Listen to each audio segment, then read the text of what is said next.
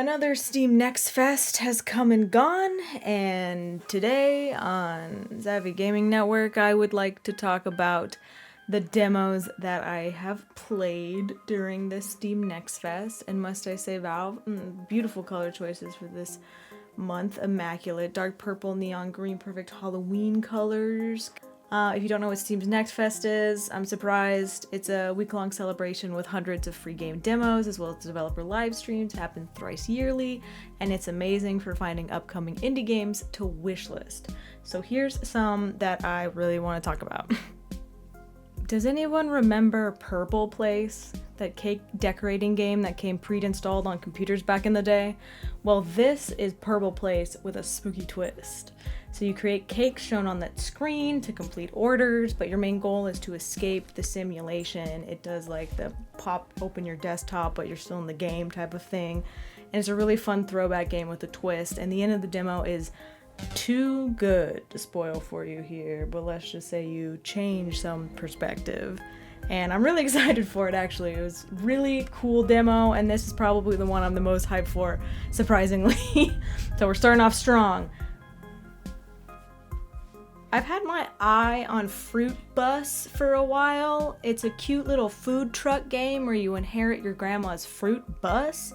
Her final wish was to throw a farewell feast with all her old friends. So you travel around dishing out fruit and convincing her old friends to come to her farewell feast. The controls are a little weird. It feels like a VR title, and the stunted ways that the animals move is pretty creepy, dude, to be honest. And I don't think this is a horror game. I'm pretty sure. I don't know. The demo did not indicate that this was going to be a horror game. But it's a nice little cozy cooking game about the power of friendship and home-cooked meals. And I'm excited to see its full release. Trash Goblin is a cute shopkeeping game where you play as a little goblin uncovering, cleaning, and selling little trinkets to quirky customers. You chisel these blocks to uncover trinkets. Then you have to manually wash them. You can also upcycle them by connecting clean trinkets together, and the coins you earn from selling the trinkets can be used to upgrade your little shop. It's a very satisfying experience just to chisel the items and to clean them. I'm excited to see what else this game has to offer when it releases. Call of Boba does a lot. I would argue it does a little too much.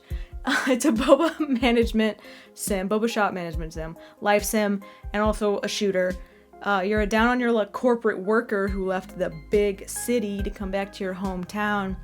You run into an old friend who inherited a boba shop, so you start working there and rooming with him until you figure out what to do with your life. The gameplay consists of creating boba recipes, running the shop, farming, fishing, talking to the townsfolk, and at night, our main little guy, his name is Bobo, by the way, has nightmares about his past corporate job. You'll run around an office building with a gun that shoots Boba and defeat all the people that used to scare him at his old job. This nightly minigame gives you ingredients to craft more Boba the next day. I don't know how that works. You die in the dream, you die in real life kind of thing, I guess.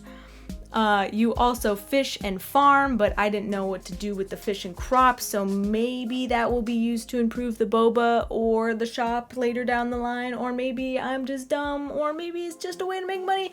I don't know. Regardless, it was a fun little game, and I'm excited to see where the story will go. It's rare to find a story where moving back to your hometown is a positive thing and not seen as giving up. It's kind of a nice change of pace. Heartworm is a love letter to classic survival horror titles like Resident Evil, Dino Crisis, Silent Hill, you know the drill. You play as Sam, who goes to a house in the mountains that supposedly allows you to see the dead, but everyone who visits the house hasn't come back while running around the surreal suburban environment. You get attacked by static creatures, and the only way to push them back is by taking photos of them. You can choose to have tank controls with movement and aiming, but if that's not your style, the developer was nice enough to add a modern control option. The game's atmosphere really captures walking around your suburban neighborhood at 3 a.m. when no one else is awake, and I know some of you out there have done that, and it's foggy, and it's nice, and it's kind of creepy though, and every noise makes you jump, but it's great. I'm excited for the full release later. Yes, yeah, I really like walking sims. All right, let's move on. The Haunting of Joni Evers Evers is about, as you probably guessed, Joni, who's lived in her family's old house. Her family seemed to have left small town Oklahoma, leaving Joni with this haunted house and an old family curse. One night, when the power goes out, Joni starts to hear objects in her house whispering to her, and text is starting to appear out of thin air, and I think the demo has a really good hook. I especially liked when you turned on the TV and there's a video feed of your basement. Very spooky. I'd be interested to see who or what is haunting Joni Evers when the game releases. Bar Tycoon is kind of what it sounds like. You're a vampire and you run a bar. It caters to mainly vampires, but regular old humans can come in at their own risk. You can use the humans to harvest their blood with a machine in the back. It's up to you. You can build a separate room for your vampire clients so they don't have to interact with the cattle. Your minions that run the bar, they get thirsty every now and then, so they have to feed on your human clientele, so you have to dispose of the body without anyone seeing, so, a little strategy in there, I guess, other than managing your bar. It was fun. It's pretty easy to understand as far as management sims go, and I look forward to zoning out and playing this in the future. Noiramore Academy is a 3D mystery game that takes place in an old Gothic academy on a planet of unicorn people. You play as Judith, a sassy wannabe detective student who is trying to solve the secrets of the school. It's made by the same dev who was working on Mariposa and the Galaxy Man. Another demo I played in a previous Next Fest, and I really, really liked the Mariposa demo, and I was bummed when I heard that the Kickstarter didn't reach its goal.